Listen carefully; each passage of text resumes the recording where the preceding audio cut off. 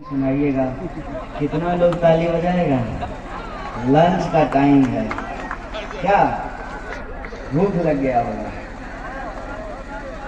मैं अच्छा थोड़ी देर और जंजीरा देहरा दुग्ध उत्पादक सहयोग समिति की तरफ से आयोजित बोनस वितरण कार्यक्रम और किसान जागरूकता कार्यक्रम में उपस्थित आप तमाम लोगों का, आदरणीय बुजुर्गों का, माताओं बहनों का, किसान भाइयों का, नौजवान दोस्तों का और मेरी आवाज़ जहां तक पहुंच रही है आप तमाम ग्रामवासियों का मैं हार्दिक अभिनंदन करता हूं। और मैं विशेष रूप से दुग्ध उत्पादक सहयोग समिति के द्वारा आयोजित इस कार्यक्रम के आयोजकों को धन्यवाद देना चाहता हूं कि आपने मुझे इस कार्यक्रम में आने का अवसर प्रदान किया। हालांकि अध्यक्ष जी बोल रहे थे कि पहली बार हमारी मुलाकात है, यह संयोग है। कई बार ऐसा हुआ कि मुझे बोनस वितरण कार्यक्रम में और दूसरी जगहों पे जाना था, लेकिन देश के अलग अलग इलाकों में भाषण देने के व्यस्तता के चलते मैं उपस्थित नहीं हो पाया। आज मैं आपके बीच में हूँ। मैं स्वागत करना चाहता हूँ इस सभा की अध्यक्षता कर रहे माननीय अध्यक्ष जी का, दुग्ध उत्पादक सहयोग समिति के प्रबंध निदेशक महोदय का, अध्यक्ष जी का, समिति के माननीय सदस्यगण का, मोकामा के प्रमुख सलाहकार, सेनार के मुखिया जी का, सचिवों का, अध्यक्षों का, और मैं विशेष रूप से स्वागत करना चाहता हूं हमारे विधायक। हालांकि आज भी हमारा पूरा गांव, बीहट का हर बच्चा विधायक जी को विधायक जी हो जाने के बावजूद प्यार और आदर से मुखिया जी भी कहता है, तो मैं अपने मुखिया जी का स्वागत करना चाहता हूं। दोस्तों, मैं अपनी बात रखूं उससे पहले आज होली की पूर्व संध्या है। मैं आप तमाम लोगों को होली की मुबारकबाद देना चाहता हूं, आपको बधाई देना चाहता हूं। होली का त्यौहार, होली का पर्व एक ऐसा पर्व है जिसके बारे में कहा जाता है, हम लोग बचपन में गाना सुनते थे कि दुश्मन भी गले मिल जाते हैं। ये एक ऐसा त्यौहार है जो विविधता में एकता को प्रदर्शित करता है। सुबह अगर आप घर से लाल गुलाल लगा के निकले हैं, शाम तक ये पता करना मुश्किल है कि कौन सा गुलाल पहले चेहरे पे लगा था। सारा रंग आपस में मिल जाता है। ये त्यौहार खुशियों का त्यौहार है, एकता का त्यौहार है, उल्लास का त्यौहार है। मैं उम्मीद करता हूं कि दुग्ध उत्पादक सहयोग समिति के तमाम पशुपालकों के घर में, किसानों के घर में, आप तमाम माननीय सदस्यों के घर में उल्लास हो, उत्साह हो, आप आगे बढ़ें, आपके जीवन में खुशियां आए, इसकी मैं कामना करता हूं।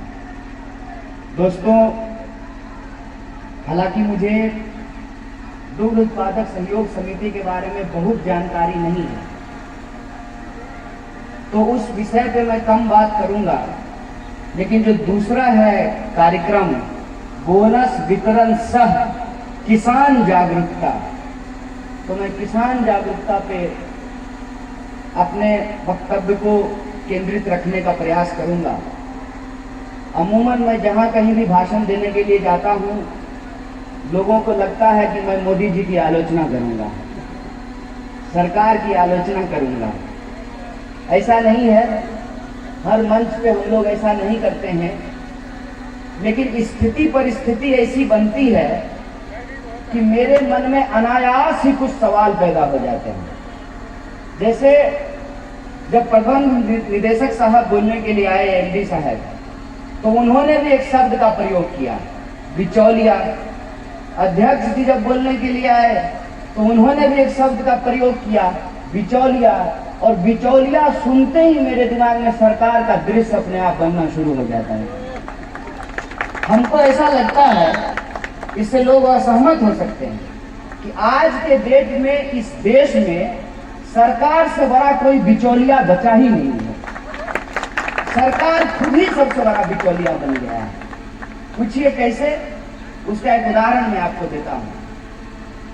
कोई सरकारी कंपनी जब बिकती है तो आपको क्या लगता है, मंत्री जी उसमें कमीशन नहीं लेते होंगे? लेते होंगे ना। तो सरकार जो है वो बिचौलिया का काम कर रही है कि नहीं कर रही है, हमको ये बात बता दीजिए। और सरकार का तर्क क्या है? सरकार कहती है कि रेलवे नहीं चल रहा है, इसीलिए रेलवे को बेच दे रहे हैं। आप किसान लोग हैं, आपका गाय बीमार हो जाएगा तो आप गाय के पैर का इलाज कराइएगा कि गाय को बेच दीजिएगा? चलिए गाय है, गाय का इलाज कराने में अगर खर्चा है तो इलाज नहीं कराएंगे, बेच देंगे। किसी दिन आपके बाबूजी बीमार हो गए, उनका हाथ टूट गया है, तो बाबूजी के हाथ का इलाज कराइएगा कि बाप को बेच दीजिएगा? ये जो शब्द है ना बिचौलिया, इसको समझिए। अगर बिचौलियों से इतनी ही दिक्कत है, इसको मैं समझने के लिए कहता हूं, क्योंकि सरकार का सबसे ज्यादा पैसा माल खर्च अगर हो रहा है टीवी पर, तो वो किसानों को गुमराह करने पे खर्च हो रहा है। बिचौलियों से अगर इतनी दिक्कत है तो शेयर मार्केट बंद करना चाहिए, नहीं बंद करना चाहिए? पूरा का पूरा जो शेयर मार्केट का धंधा है उसको बिचौलिया चला रहा है ना। केतन मेहता का नाम आप लोग सुने होंगे, अरबों करोड़ों का माल लेकर के भाग गया। कौन है बिचौलिया, इसको समझिए। और बिचौलिया व्यवस्था में पैदा कैसे किया जाता है उसको समझिए। एक होता है गौपालक, जो आप लोग हैं, और एक होता है गौ रक्षक। अब गौपालक और गौ रक्षक का क्या फर्क है? गौपालक मेहनत करके गाय पालता है और उससे अपना घर चलाता है। गौ रक्षक गाय नहीं पालता है, गाय के प्रति प्रेम करने का नाटक करता है, उससे अपना राजनीति का दुकान चलाता है। तो गौपालक हो गए किसान और गौ रक्षक हो गया बिचौलिया। ये बिचौलिया सिस्टम में कैसे पैदा होता है? ये बिचौलिया सिस्टम में ऐसे पैदा होता है कि मजबूरी का फायदा उठाना है। और मजबूरी का कैसे फायदा उठाया जाता है ये हम आपको बताते हैं। बेगूसराय और मोकामा के लोग आपस में जुड़े हुए हैं। बेगूसराय से कई बार अगर आप मोकामा आ रहे हो तो डायरेक्ट टाटा नहीं मिलता है। मिलता है क्या? अदली बदली कहां पर होता है? पुल पर। अब पुल पर उधर से आया है एक गाड़ी बेगूसराय से पैसेंजर लोड करके, लोग को जाना है छतरपुरा, सोनार, मोकामा, पचमहला है। और जब अदला बदली होगा तो वहां एक ही टाटा है। तो जब आप वहां आइएगा तो कहेगा कि 20 रुपये मूरी लेंगे। आप मजबूर हैं, रात हो गई है, घर पहुंचना है, तो 20 रुपये मूरी आप दीजिएगा कि नहीं दीजिएगा? और जहां आप 20 रुपये मूरी दीजिएगा तो वहीं पैदा हो जाएगा बिचौलिया। वो बिचौलिया कौन होगा? जिसका उसी गांव के आसपास घर होगा और किसी बड़का बाबू साहेब का वो राइफल ढोता होगा, और वो राइफल के दम पे जो है वहां टाटा वाला से 20 रुपये मूरी लेगा टाटा वाला और 2 रुपये कमीशन लेगा वो। देखिए पैदा हो गया ना बिचौलिया। और वो 2 रुपया कमीशन जो बिचौलिया लिया और 18 रुपया टाटा वाला लिया, 20 का 20 रुपया भरना किसको पड़ा? उपभोक्ता को। बिचौलिया कृषि व्यवस्था में कैसे पैदा हुई? और इन्हीं बिचौलियों को खत्म करने के लिए सहकारिता की व्यवस्था लाई गई थी कि बिचौलिया पैदा नहीं हो, कि किसान अगर दूध उपजाता है, दूध का उत्पादन करता है, तो दूध का सही मूल्य उसको मिले, और जो दूध खरीदता है उसको भी उसको सही मूल्य देना पड़े। इसीलिए सहकारिता का जन्म हुआ। क्यों सहकारिता खत्म कर दिया गया? और कौन किया है सहकारिता को खत्म? सरकार किया है सहकारिता को खत्म। तो ये बिचौलिया सबसे प्रधान बिचौलिया जो दिल्ली में बैठा हुआ है वही बिचौलिया पैदा करता है, और वो जो बिचौलिया का पूरा सिस्टम है, यही बिचौलिया लोग मिल करके राजनीति को हैक कर लेता है। कौन जाता है बूथ पर राइफल चलाने के लिए, हमको बता दीजिए तो। कौन जाता था बूथ लूटने के लिए? उस प्रधान बिचौलिया के पक्ष में जो आपके गली मोहल्लों में घूम रहा है बिचौलिया। ये जो बिचौलिए का सिस्टम है, इस सिस्टम को हमको समझना पड़ेगा, और सिस्टम को जब हम एक बार समझ जाएंगे तो हमको यह भी समझ में आ जाएगा कि आज किसान आंदोलन क्यों कर रहे हैं। और किसान जब आंदोलन कर रहे हैं तो कुछ लोग कहते हैं कि किसान के पास फॉर्च्यूनर कहां से आया? चोरी करके तुम्हारे पास हेलीकॉप्टर आ सकता है, हम मेहनत करके किसान के पास फॉर्च्यूनर नहीं आ सकता है। क्यों नहीं आ सकता है भाई? हमको 1 किलो गेहूं का दीजिएगा 15 रुपया, और 100 ग्राम गेहूं भी नहीं लगता है पार्ले जी बिस्कुट का डिब्बा बनाने में। और उस 100 ग्राम से भी कम गेहूं से जो बनेगा पार्ले जी, उसको हम खरीदते हैं 3 रुपया में। हमारा गेहूं आप लीजिएगा 12 रुपये किलो, और 50 ग्राम गेहूं हमको पैकेट में जो है पका करके बेचिएगा तो 3 रुपया में बेचिएगा। वो भी एक देसी कंपनी है कि आपको 3 रुपया में बिस्कुट मिल रहा है। किसी दिन कोई अमेरिकन कंपनी का बिस्कुट खाइएगा ना, एक बार खाइएगा और साल भर सोचिएगा, डेट याद रखिएगा जन्मदिन की तरह कि पिछला बार 21 जनवरी को बिस्कुट खाए थे। ये पूरा का पूरा जो स्ट्रक्चर है, इस स्ट्रक्चर को हमको समझना बहुत जरूरी है। क्यों पंजाब, हरियाणा, राजस्थान और वेस्टर्न यूपी के किसान आंदोलन कर रहे हैं? क्योंकि वहां के किसान फॉर्च्यूनर पे चढ़ते हैं, वहां के किसान मर्सिडीज पे चढ़ते हैं, वहां के किसान के बच्चे ऑक्सफोर्ड में पढ़ने के लिए जाते हैं, वहां के किसान पिज्जा खाते हैं। ऐसा नहीं है कि आज दिल्ली के बॉर्डर पे बैठ करके पिज्जा खा रहे हैं। वो अपने उत्पादन का सही तरीके से मूल्य प्राप्त करते हैं। और कहां से प्राप्त करते हैं? सहकारिता से प्राप्त करते हैं, समितियों से प्राप्त करते हैं। हमारे यहाँ समिति समाप्त कर दी गई 2006 में। क्या बोल करके? बिचौलिया, कि बिचौलिया सब बहुत करप्शन करता है बाजार समिति में, इसलिए बाजार समिति को बंद कर देना चाहिए। किसान को जहां मन हो वहां अनाज बेचे। तो एक बात हमको बताइए, ताल में अभी मसूर और चना जो है, आप लोग बूट जो है उखाड़े हैं, कितना किसान जाएगा बूट लेकर के बेंगलोर बेचने के लिए? जरा हाथ उठाइए तो। कौन जाएगा बूट लेकर के बेंगलोर बेचने के लिए? क्या मजबूरी है किसान की, इसको समझिए। राम भजन दास बहुत शानदार बात बोले कि सबसे कच्चा सौदा होता है दूध। 1 घंटा आप नहीं रख सकते हैं। 1 घंटा रखिएगा, मई के महीना में दूध फट जाएगा। तो दूध जब फट गया तो उसका क्या इस्तेमाल है? रसगुल्ला बनाने के लिए भी दूध को हम फाड़ते हैं, फटा हुआ दूध से रसगुल्ला भी नहीं बनता है। तो कच्चा सौदा जो है किसान का, वो किसान की मजबूरी है। वही मजबूरी कि बेगूसराय से चले हैं, हाथीदह में टाटा आदली बदली करना है, वही मजबूरी। किसान अपना कच्चा सौदा लेकर के कहां जाएगा? किसान कोई जूता तो नहीं बना रहा है बाटा की तरह कि इस साल का बना हुआ जूता इस साल अगर बढ़िया रेट नहीं मिल रहा है तो 5 साल के बाद बेचेंगे। एक बार जो है शाहरुख खान जूता लेकर के फोटो खिंचा देगा, उसके बाद बेचेंगे। हमारा तो गेहूं लेकर के कोई फोटो नहीं खिंचाएगा, जंजीरा दियरा का दूध हाथ में लेकर के कोई हॉलीवुड बॉलीवुड का हीरो हीरोइन तो फोटो नहीं खिंचाएगा। तो हमारी कोई ब्रांडिंग नहीं है, हमारा कोई ब्रांड नहीं है, जबकि माल हमारा एकदम सही है, दुरुस्त है, लेकिन हमारी कोई ब्रांडिंग नहीं है। ब्रांडिंग नहीं होने की वजह से, व्यवस्था नहीं होने की वजह से, सिस्टम नहीं होने की वजह से हम मजबूर हैं। अगुआ फेरा में इंसान कब पड़ता है? जब ब्याह नहीं होता है। ब्याह हो ही जाए तो अगुआ का क्या जरूरत है? सीआरपीएफ में दौड़ करके आपको नौकरी हो जाए, देखिए अगुआ, आपको अगुआ की जरूरत नहीं है। पूरे इलाके में खबर फैल जाती है कि इस बार बीहट में 5 गो लड़का को सीआरपीएफ में नौकरी हुआ है। फटाफट जो है ब्याह के लिए बरतुहार दौड़ने लगता है, अगुआ का जरूरत नहीं पड़ता है। हम कहीं भी दलाल के चक्कर में कब पड़ते हैं? जब हमारी मजबूरी होती है।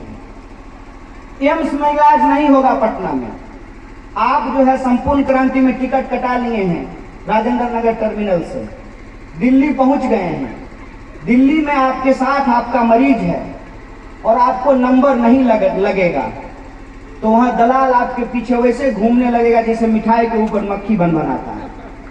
आपकी मजबूरी है ना, आपको उसके फेरा में पड़ना पड़ेगा। बिचौलिया को, सिस्टम को अगर खत्म करना होता सरकार को, तो सरकार इस देश में कोऑपरेटिव को नहीं खत्म की होती।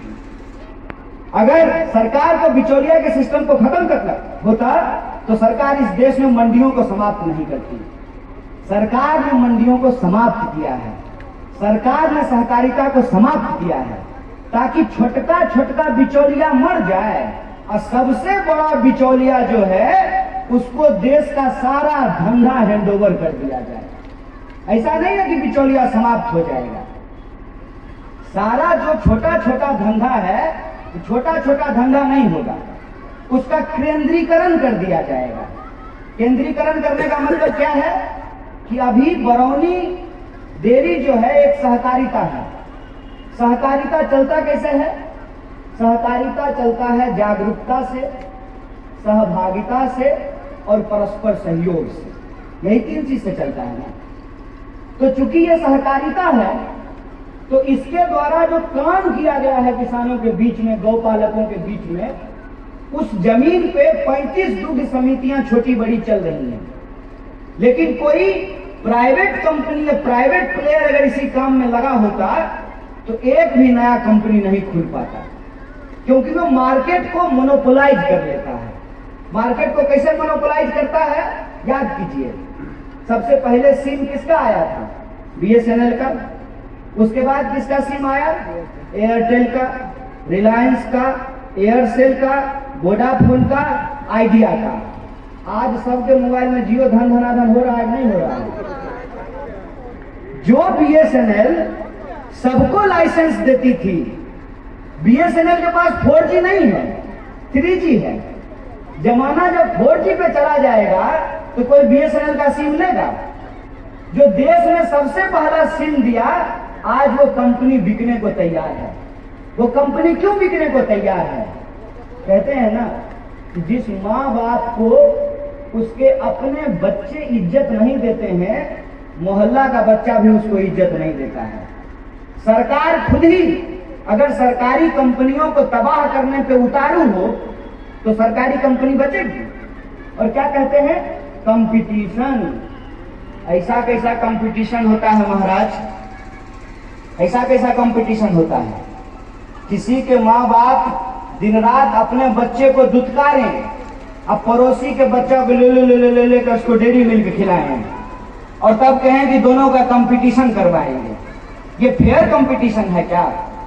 आपने इस देश के किसानों को, और हम किसी खास सरकार को ये बात नहीं कह रहे हैं, किसान के संदर्भ में तो सच्चाई ये है कि कोई ऐसी पार्टी नहीं जिसने किसान को नहीं ठगा हो, कोई ऐसा सगा नहीं जिसने किसान को ठगा नहीं। और ये क्यों किया गया?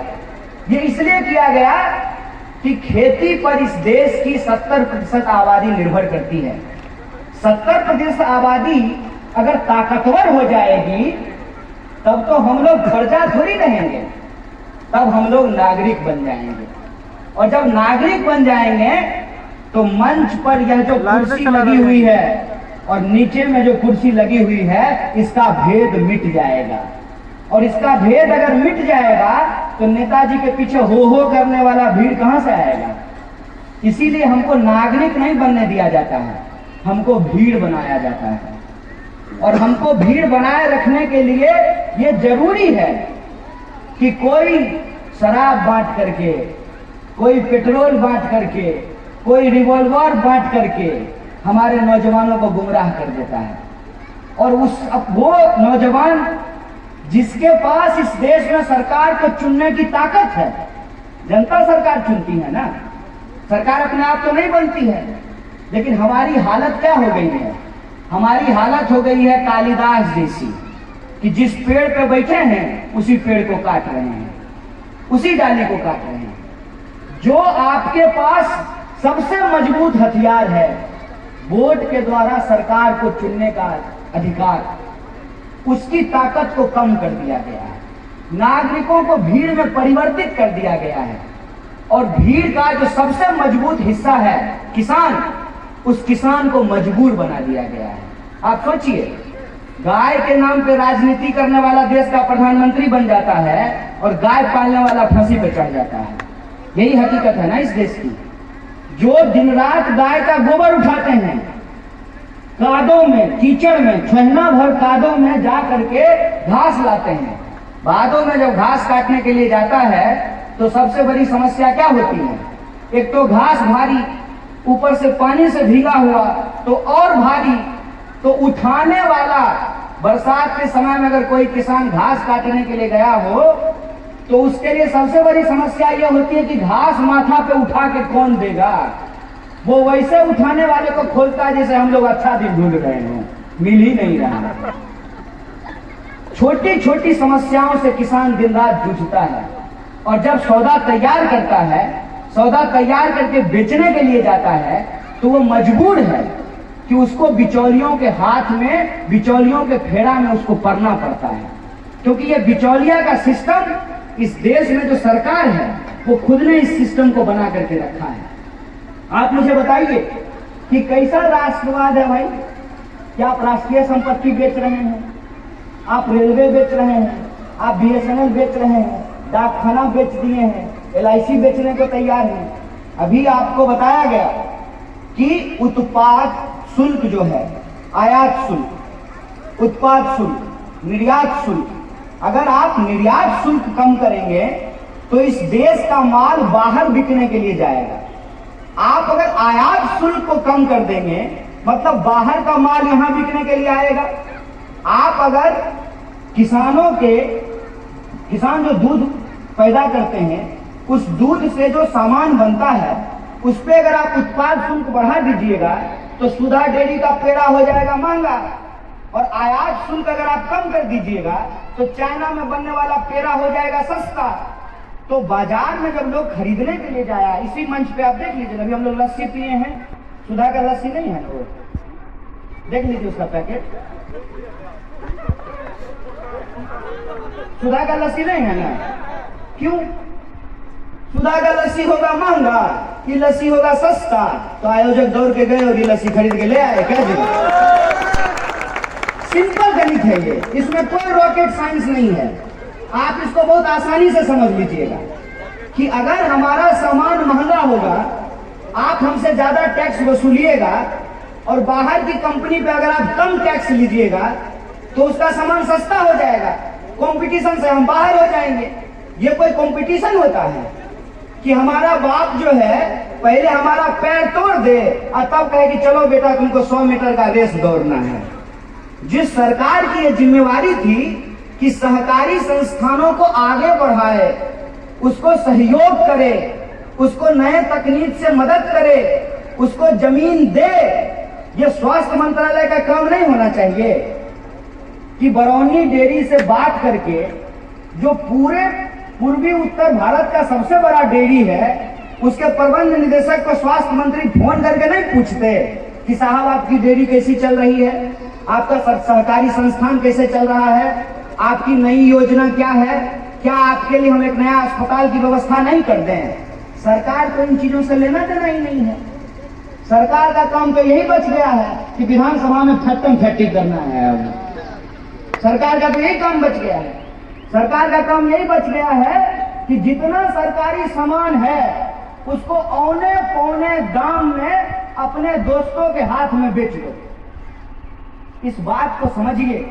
और ये पूरा का पूरा जो सिस्टम है, इस सिस्टम के खिलाफ अगर कोई अपनी मुकम्मल आवाज उठा सकता है तो एक तो आप किसान हैं, दूसरे हम नौजवान हैं। हम मिलकर के इस देश की तस्वीर बदल सकते हैं। हमको इस सिस्टम को समझना पड़ेगा कि एकमात्र उपाय है किसानों की जो समस्या है, उस समस्या से जूझने का, उससे निकलने का एकमात्र उपाय है कि सिर्फ दूध के क्षेत्र में नहीं, सब्जी के क्षेत्र में, अनाज के क्षेत्र में, तिलहन के क्षेत्र में, दलहन के क्षेत्र में, तमाम क्षेत्रों में सहकारी समितियों का निर्माण हो। जो सहकारी समितियां किसान प्रथम, खेती प्रथम के नारे पे चले, उसी से मुनाफा होगा, उसी से समाज का विकास होगा, उसी से किसान मजबूत होंगे, और जब किसान मजबूत होंगे तो उनकी मजबूती से देश मजबूत होगा। ये बात हम तमाम लोगों को समझना होगा। इसीलिए आप जो ये बोनस वितरण कार्यक्रम कर रहे हैं, इसके लिए मैं विशेष रूप से आपको आभार व्यक्त करता हूं, और आपकी जो भी समस्याएं हैं उस समस्या के साथ मैं अपनी एकजुटता प्रदर्शित करता हूं। मुझे एक साथी बता रहे थे कि दूध उत्पाद दियारा में, गौपालक दियारा में है, नदी पार करके रोड पे लाना है दूध को, फिर यहाँ से गाड़ी पे लोड करके उसको बरौनी भेजना है। तो किराए की बात कर रहे थे कि अभी तक किराया जो है, अभी लागत मूल्य हम लोगों को 3 रुपया पड़ता है, 27 पैसा से ज्यादा अभी तक वो बढ़ा नहीं है। दूसरी बात कह रहे थे कि जंजीरा डेरा दुग्ध उत्पादक सहयोग समिति जो है वो सबसे पुराना समिति है, लेकिन हमारे पास भवन नहीं है समिति का। तो ये जो छोटी छोटी समस्याएं हैं, इन समस्याओं का निपटारा कीजिए। और एक बात याद रखिए कि किसान अगर अपने हक और अधिकार को समझ ले, किसान ये समझ ले कि उसकी मजबूरी का फायदा उठाया जाता है, जिस दिन वो अपनी मजबूरी को अपनी मजबूती बना लेगा, कोई माई का लाल बिचौलिया उसका दाम उससे छीन नहीं सकता है। हम अनाज नहीं पैदा करेंगे तो आप क्या खाइएगा? खाली भाषण दे देंगे ना, आपका पेट थोड़ी भर जाएगा। किसी देश के नेता के मन की बात करने से देश नहीं चलता है। देश अगर चलेगा तो किसान और जवान की बात से चलेगा देश। ये बात हम तमाम लोगों को समझना होगा। इसीलिए किसानों को ज्यादा से ज्यादा सहकारी समितियों को मजबूत करना चाहिए। तुरंत का मुनाफा देखने से हमको दूर का नुकसान हो सकता है, और सिर्फ दूध के क्षेत्र में नहीं, हर क्षेत्र में हमको अपनी ये जो 3 चीज है, जागरूकता, हम नागरिक हैं इस देश के, हम प्रजा नहीं हैं, और सरकार राजा नहीं है, वो हमारा नौकर है, उसका चुनाव हम करते हैं। फॉर्च्यूनर पे चढ़ करके राइफल से अगर धौंस दिखाएगा ना, तो बैलेट पे ठपा ठप जो है उसका औकात बताने का औकात इस देश की जनता रखती है। ये जो एहसास है नागरिक होने का, उस एहसास को हमको जिंदा करना पड़ेगा। अपने हक और अधिकार को लेकर के जागरूक होना पड़ेगा, और परस्पर सहभागिता और सहयोग से एक बेहतर और मजबूत समाज का निर्माण किया जा सकता है। और किसानों की जागरूकता इसलिए जरूरी है कि किसान अगर जागरूक होते हैं अपने हक और अधिकार के लिए, तो सरकार को मजबूर होना पड़ता है। देखिए, ये सरकार अपने बारे में क्या कहती थी? ये कहती थी कि कुछ भी हो जाए 1 इंच पीछे नहीं हटेंगे। साहब, किसान होता है, एक बार खेत का आरी अगर उसके दिमाग में फिट हो जाए तो वो भी 1 इंच नहीं हटता है। अगर आप 1 इंच नहीं हटिएगा तो वो भी 1 इंच भी नहीं हटेगा। सरकार ने पहले कहा कि हम किसानों की भलाई करना चाहते हैं, किसान ने कहा हमको ये भलाई नहीं चाहिए, तो सरकार ने बातचीत करना शुरू किया। बातचीत करने के बाद सरकार कहना शुरू की कि किसान नहीं मान रहे हैं, तो किसानों ने कहा कि सुनिए, ये कानून आपने बनाया था, कहते हैं कि हमारी भलाई के लिए, हमको ये भलाई नहीं चाहिए, अपना कानून है आप अपने पास रख लीजिए, हमको ये कानून नहीं चाहिए। तो कह रहे हैं कि एमएसपी था, है और रहेगा, एमएसपी समाप्त नहीं होगी। तो किसान कह रहे हैं अगर था, है और रहेगा तो यही बात उस कानून में 1 लाइन लिख दीजिए। सरकार की हिम्मत नहीं है कि ये बात वो 1 लाइन लिख दे। ये बात वो 1 लाइन क्यों नहीं लिख रहे हैं, इसका मैं 3 कारण आपको बता देता हूं। पहला कारण कि इस कृषि कानून का पहला कानून ये है कि मंडियां समाप्त हो जाएगी। बिहार में 2006 में मंडी समाप्त हुई। मंडी समाप्त होने से किसानों का भलाई हुआ। किसान फॉर्च्यूनर पे घूमने लगे, मर्सिडीज, ऑडी, हेलीकॉप्टर नहीं ना। तो मंडी समाप्त करने से किसानों का भला हो जाता है, ये सबसे बड़ा झूठ है। दूसरा बात, आवश्यक वस्तु अधिनियम, उसको समाप्त कर दिया गया है। आवश्यक वस्तु अधिनियम क्या था? 1955 में ये बना था। 1955 में क्यों बना था? क्योंकि आजादी से ठीक पहले बंगाल में एक भयानक अकाल आया था। ऐसा अकाल आया था कि लोग मिट्टी खा करके जिंदा थे। उस भयानक अकाल के बाद सरकार ने यह कानून बनाया कि जो आवश्यक वस्तु है, क्या है आवश्यक वस्तु? प्याज, तेल, आटा, आलू, इस तरह की चीजों का एक निर्धारित मात्रा के बाद कोई भी स्टोर नहीं कर सकता है। अगर स्टोर करेगा तो वो काला बाजारी कहा जाएगा, और अगर कोई काला बाजारी करता हुआ पाया जाएगा तो उसके खिलाफ कानूनी कार्रवाई की जाएगी। दूसरा कानून ये है कि आवश्यक वस्तु अधिनियम को समाप्त कर दिया गया है। क्यों समाप्त कर दिया गया है, इस बात को समझिए। अगर बरौनी दुग्ध उत्पादक सहयोग समिति अगर सहकारी समिति नहीं होती, कोई अगर प्राइवेट कंपनी होती, तो आपको सरकार से जमीन मांगने का जरूरत नहीं पड़ता सर। आपको फोन करके बुला करके आपको जमीन दे देता है। क्यों? क्योंकि इसका फायदा जो है किसी एक व्यक्ति के पास पहुंचेगा। सहकारी समिति में फायदा किसी एक व्यक्ति के पास नहीं पहुंचता है, तमाम पशुपालकों के पास पहुंचता है। और जहां सबकी मजबूती हो उसमें सरकार का इंटरेस्ट नहीं होता है। जहां एक व्यक्ति का मजबूती हो उसमें सरकार का इंटरेस्ट होता है। और पूरी की पूरी यह नीति है जिसके चलते आज किसान तबाह हो रहे हैं। उस नीति का मूल मंत्र ये है, प्राइवेटाइजेशन ऑफ प्रॉफिट और सोशलाइजेशन ऑफ लॉस। घाटा हो समाज का और फायदा हो प्रधानमंत्री जी के दोस्त का। ये सिस्टम है। इस सिस्टम को हम लोगों को चैलेंज करना पड़ेगा। चैलेंज क्यों करना पड़ेगा? कि देश में रहने वाले 135 करोड़ लोगों से बनता है। एक प्रधानमंत्री, एक राष्ट्रपति, एक मुख्यमंत्री, एक राज्यपाल, एक विधायक से देश नहीं बनता है। आपकी सहयोग समिति एक अध्यक्ष और एक डायरेक्टर से नहीं बना हुआ है। आपकी सहयोग समिति वो तमाम पशुपालक, वो तमाम अध्यक्ष, वो तमाम सचिव, वो तमाम जोनल प्रमुख, तब ना बोर्ड ऑफ डायरेक्टर और तब ना डायरेक्टर।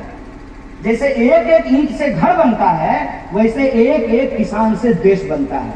और किसानों की उनके फसल का सही दाम मिले, उस दाम के सही वितरण के बिना देश की अर्थव्यवस्था, हमारी जाति कुछ भी हो, हमारा धर्म कुछ भी हो और हमारा लिंग कुछ भी हो, आप महिला हैं, हम पुरुष हैं, आपका भी वोट एक है, हमारा भी वोट एक है।